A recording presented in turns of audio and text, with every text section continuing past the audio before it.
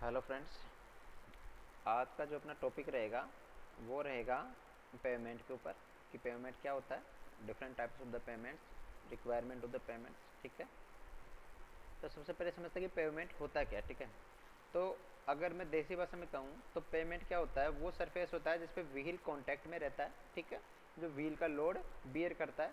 ठीक है, व्हील जिसपे चलता है कांटेक्ट में रहते हुए, उसको बोलते हैं पेमेंट। ठीक है, अगर किताबी भाषा की बात करें तो pavement is the durable surface material laid down on an area intended to sustain vehicular load और foot traffic such as road और वॉकवेज।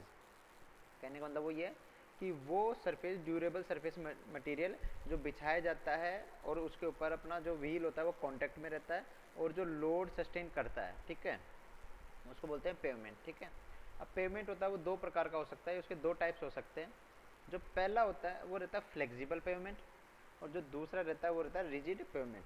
ठीक है, अब फ्लेक्सिबल और जो रिजिड होता है वो डिफाइन किया है उसके एक्शन से कि वो किस तरह से लोड बियर करता है। ठीक है, यहाँ पे मटेरियल के हिसाब से भी उसको बोला जा सकता है। जो फ्लेक्सिबल पेमेंट होता है उसको बिटुमिनस पेमेंट या फिर ब्लैक टॉप पेमेंट होता है। जो आप आम तौर पे जो देखते हो, जो डामर की जो रोड्स होती है वो फ्लेक्सिबल पेमेंट है का पार्ट है, होती है, फ्लेक्सिबल पेमेंट है, होती है। ठीक है, ऑन द अदर हैंड जो रिजिड पेमेंट होता है और सीमेंट कंक्रीट पेमेंट होता है या फिर वाइट सरफेस पेमेंट होता है। ठीक है, मतलब जो सीमेंट की रोड्स होती है वो रिजिड पेमेंट का काम करती है, रिजिड पेमेंट होती है। ठीक है, इनको वाइट सरफेस पेमेंट बोला जाता है क्योंकि थोड़ा सा वाइटिश कलर में होती है, ग्रेइश होता है लेकिन ये वाइटिश भी होती है थोड़ी सी। और जो बिटुमिनस वाली होती है वो ब्लैक होती है। ठीक है, तो black top payment, white surface payment. ठीक है, थोड़ा सा इसको आगे ओपन एलोबरेट करके पढ़ लेंगे कि वाइट जैसे फ्लेक्सिबल और रिजिड में क्या फ़र्क है।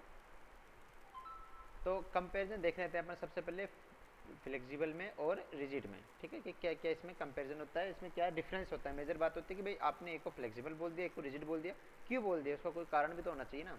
तो सबसे पहले आता है जो फ्लेक्सिबल पेमेंट होता है। देखिए, फ्लेक्सिबल मतलब बिटुमिनस, काली, ब्लैक सरफेस। ठीक है, जो रिजिड होता है उसको बोलते हैं अपन कंक्रीट, सीसी रोड्स। ठीक है, वाइट टॉप सरफेस। ठीक है, तो ये होती है।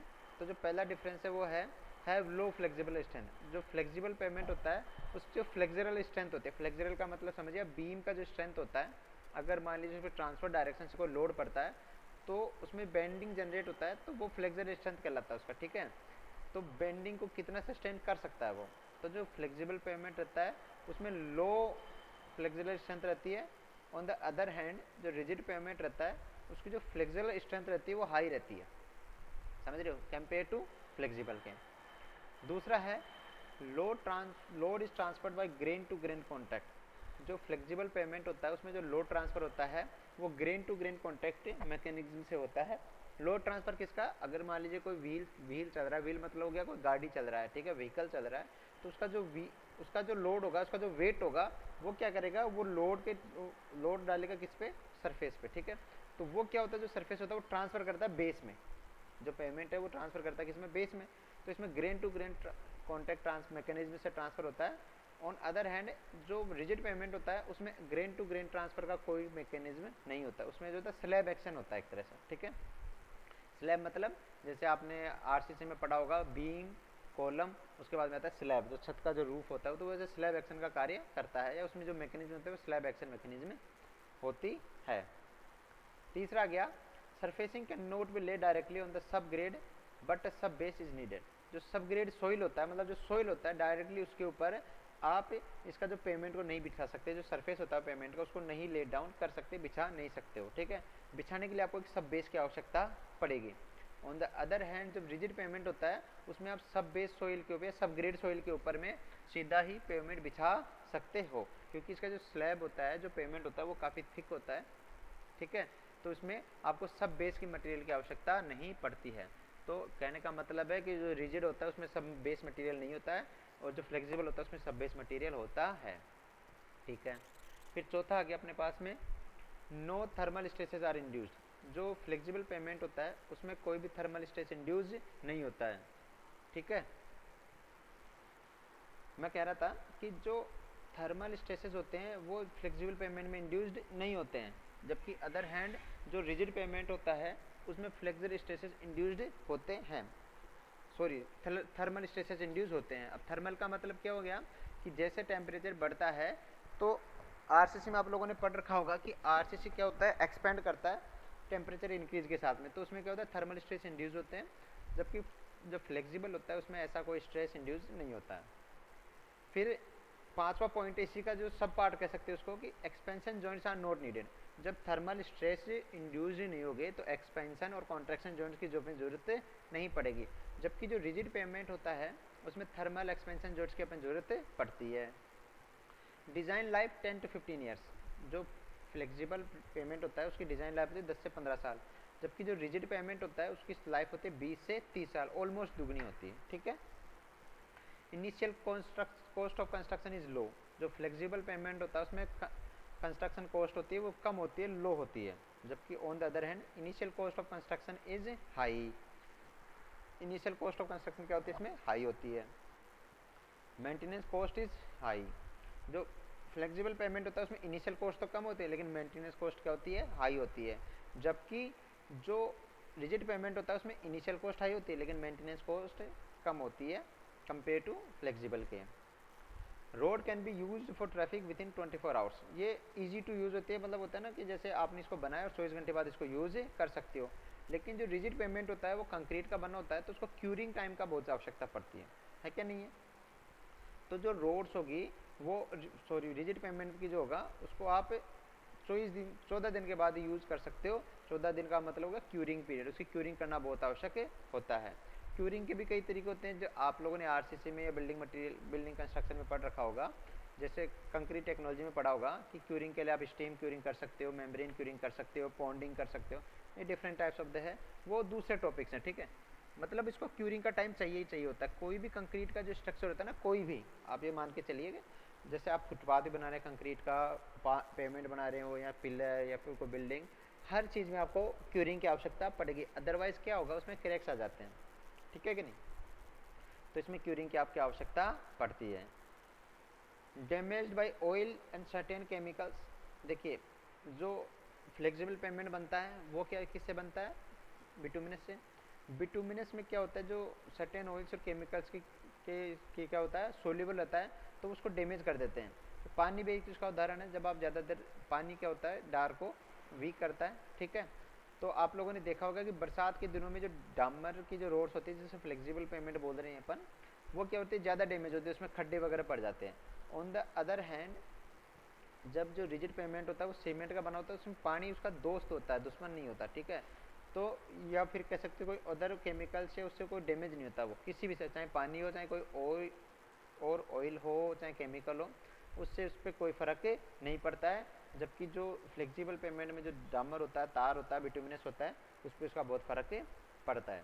ठीक है, तो ये सारे कंपेरिजन हो गए। कहने का मतलब है देखिए हर चीज़ के फ़ायदा भी है नुकसान भी है। अगर मान लीजिए आपको इनिशियल कॉस्ट कम चाहिए, जल्दी से यूज़ करवाना है, तो आप फ्लेक्सिबल पेमेंट लीजिए। आपको ऐसा कि भाई इनिशियल कॉस्ट हाई हो जाए लेकिन मेंटेनेंस में को कम होना चाहिए, ठीक है, और लंबा चले, तो उसके लिए आपको रिजिड पेमेंट यूज़ करना है। ठीक है, आपको ऐसा है कि चलो सर आपको जल्दी बनाना है, मिट्टी के ऊपर ही बनाना है, तो उसमें क्या होता है सब ग्रेड के ऊपर केवल रिजिड पेमेंट डाला जा सकता है, सब ग्रेड के ऊपर फ्लेक्सिबल पेमेंट नहीं डाला जा सकता। उसके लिए आपको सब बेस मटेरियल की आवश्यकता ही पड़ेगी। ठीक है, तो ये कुछ चीज़ें आपको अपना चॉइस देखना कि आपको किसके लिए चाहिए किसके लिए चाहिए। बाकी दोनों ही यूज़फुल होते हैं, दोनों ही अपने अपने फ़ायदे होते हैं, दोनों ही बेनिफिशियल होते हैं, और दोनों का पर्पज़ होता है ट्रैफिक मूवमेंट का, वो आराम से इसमें अकोमोडेट होता है। ठीक है, ऐसा नहीं है कि बिटुमिनस में ज़्यादा अच्छा चलेगा कंक्रीट ज़्यादा अच्छा नहीं चलेगा, ऐसा कुछ नहीं है। व्हीकलर से कोई डिपेंड नहीं करता, बात होती है आपके यूज़ की और कंस्ट्रक्शन की। ठीक है, तो ये सब हो गया आपके rigid payment and flexible pavement में डिफरेंस है। ठीक है, अब देखिए ये रिजिड पेमेंट और फ्लेक्सिबल पेमेंट के उदाहरण से हैं।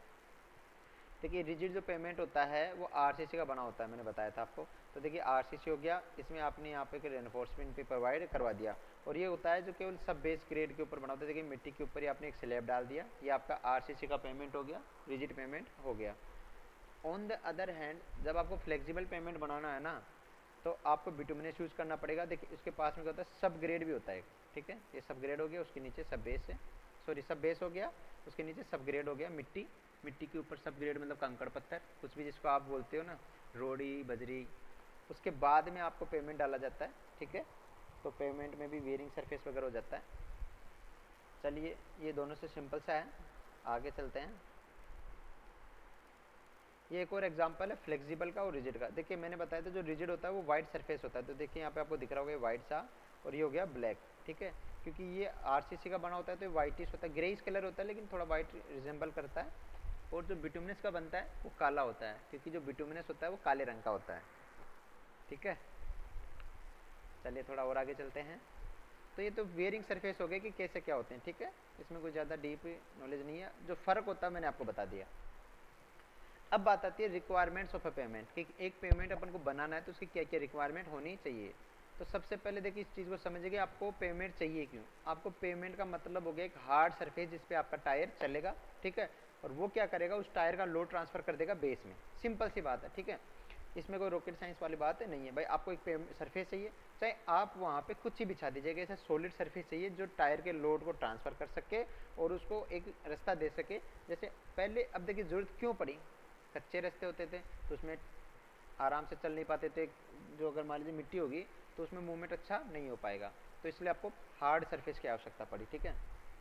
तो हार्ड सरफेस मतलब पेवमेंट, पेवमेंट कोई सा भी हो सकता है, अपन पेवमेंट की बात करें, फ्लेक्सिबल रिजिड की बात नहीं कर रहे हैं, ठीक है।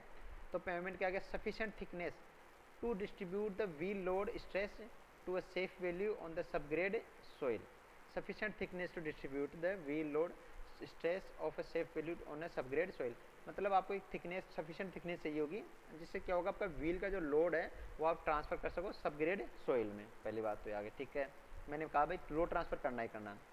Structurally strong to withstand all type of stresses imposed upon it, कम से कम इतना स्ट्रक्चरल रूप से स्ट्रॉन्ग होना चाहिए कि उस पर कितना ही लोड आए वो उसको आराम से सफिशिएंटली बियर कर सके, मतलब टूटे नहीं, ऐसा नहीं कि टायर आयर टूट गया हो, ऐसा नहीं होना चाहिए। Adequate coefficient of friction to prevent skidding of vehicles, उसके पास में अब दूसरा क्या हो गया, दूसरा का कॉन्सेप्ट आ गया इसमें कि कम से कम फ्रिक्शन फैक्ट, कुछ फ्रिक्शन तो प्रोवाइड करवाए जिससे क्या होगा स्किडिंग ना हो टायर की। स्किडिंग का मतलब हो गया वो अपनी जगह ना घूमता रहे, आगे ना बढ़े, भाई अपनी जगह घूमता रहेगा आगे नहीं बढ़ेगा उसको बोलेंगे स्किडिंग, ठीक है, तो ऐसे स्किडिंग नहीं होनी चाहिए, ठीक है। Smooth surface to provide comfort to road users even at high speed, surface smooth होना चाहिए। स्मूथ का मतलब हो गया कि उसमें अंडुलेशन नहीं होना चाहिए, उसमें खड्डे नहीं होने चाहिए, ऐसे पेमेंट की रिक्वायरमेंट होती है। खड्डे होंगे तो क्या होगी, हाई स्पीड नहीं हो पाएगी, हाई स्पीड होगी और खड्डे में गिरेगा तो आपको पता है अनकम्फर्ट रहता है, ठीक है, एक्सीडेंट का भी खतरा बढ़ जाता है उस कंडीशन में, ठीक है। तो स्मूथ सरफेस होना चाहिए। Produce least noise from moving vehicle, भाई आपने जो पेमेंट बचाया, अब जैसे मान लीजिए आपने पेमेंट बिछा दिया, मान लीजिए लकड़ी का, खुर्द की लकड़ी का, वो आवाज़ ज़्यादा करेगा, ठीक है, आपने मान लीजिए टीन बिछा दिया, लोहा बिछा दिया, तो ऐसी चीज़ें क्या करती है, डिस्कम्फर्ट होती है, आवाज़ प्रोड्यूस करती है, ठीक है।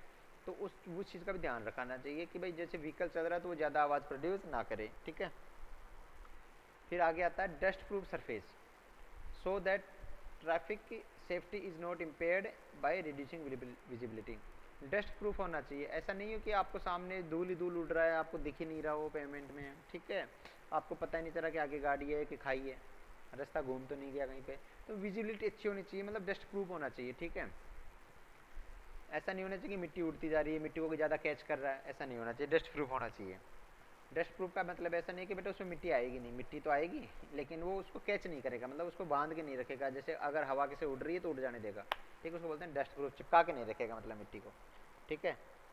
Impervious surface, so that the subgrade soil is well protected, impervious का मतलब हो गया कि जैसे मान लीजिए पानी ऊपर गिरा, ऑयल कुछ भी गिरेगा वो नीचे नहीं पहुंचेगा सबग्रेड सोइल के पास में या सब सोइल के पास में, सब ग्रेड सोइल हो गया, सब बेस जो मटेरियल है उसके पास में वो नहीं पहुंचेगा, उसको बोलते हैं इम्परवियस सरफेस, ठीक है। मतलब पानी वो नीचे पेनिट्रेट नहीं करेगा, उसमें ड्रेनेज से वो बाहर चला जाएगा। अगर मान लीजिए वो परवियस मटेरियल हुआ, वो पेनिट्रेट कर रहा है, तो उसमें क्या नुकसान होगा उसको कि वो बार बार जो है वो पानी है वो सबग्रेड सोइल में चला जाएगा। अगर मान लीजिए वहाँ पे सोइल ब्लैक कॉटन सोइल हुई, ठीक है, वो क्या करती है, black cotton soil expensive nature की होती है, पानी मिलते ही फूल जाएगी, पानी सूखते ही सिकुड़ जाएगी, तो उससे क्या होगा वो पेमेंट खराब हो सकता है, ठीक है, उसमें क्रैक्स आ सकते हैं। फिर long design life with low maintenance cost, अब जो पेमेंट होता है वो उसकी लाइफ लंबी होनी चाहिए और मेंटेनेंस कॉस्ट कम होनी चाहिए, ठीक है। तो इसीलिए आप लोगों ने देखा होगा ज़्यादातर कि बिटुमिनस की जो रोड्स होती है वो बनाई जाती है, देखिए वो क्या होती है, एक तो कंस्ट्रक्शन में इजी रहती है, रेडी टू यूज़ रहती है, ठीक है, उसके जो मेंटेनेंस कॉस्ट होती है वो बहुत ही कम होती है, ठीक है। तो इन सब कुछ कारणों से आप उसको वो पे बिटुमिनस रोड दिया जाता है। जो कंक्रीट के रोड होते हैं वो हाईली इनिशियल कॉस्ट वाले होते हैं, ठीक है। अब देखिए मैं यहाँ पे बताता हूँ आपको थोड़ा सा मैकेनिज्म में बताया था। लोड डिस्ट्रीब्यूशन होता है ना, वो जो रिजिड फ्लेक्सिबल पेमेंट होता है उसमें ग्रेन टू ग्रेन ट्रांसफर होता है, ठीक है। तो कुछ इस तरह का स्ट्रेस कर्व बनता है, ये बल बनता है स्ट्रेस का, ठीक है। जबकि जो रिजिड पेमेंट मैंने बताया था स्लैब एक्शन होता है, तो एज ए स्लैब एक्ट करेगा, ठीक है। तो यहाँ पे बेंडिंग ज़्यादा है तो यहाँ पे ज़्यादा डीप जाएगा और यहाँ पे कम जाएगा, तो ऐसे स्लैब एक्शन होता है। तो ये सीधा सब बेस सॉइल पे रखा जाता है, सब ग्रेड सॉइल पे, सॉरी, सब बेस मटेरियल की इसमें आवश्यकता नहीं पड़ती। आप ये देखिए कि इसमें सब बेस मटेरियल दे रखा है, इसमें बेस मटेरियल कुछ भी नहीं दे रखा है, ठीक है। तो ये आपके टाइप्स ऑफ द पेमेंट हो गए। नेक्स्ट चैप्टर में हम पढ़ेंगे कि इसमें कौन कौन से होते हैं, ठीक है, कि फ्लेक्सिबल कितने प्रकार का होता है, रिजिड कौन सा होता है, और बाकी भी चीज़ें पढ़ेंगे, ठीक है। चलिए, थैंक यू वेरी मच।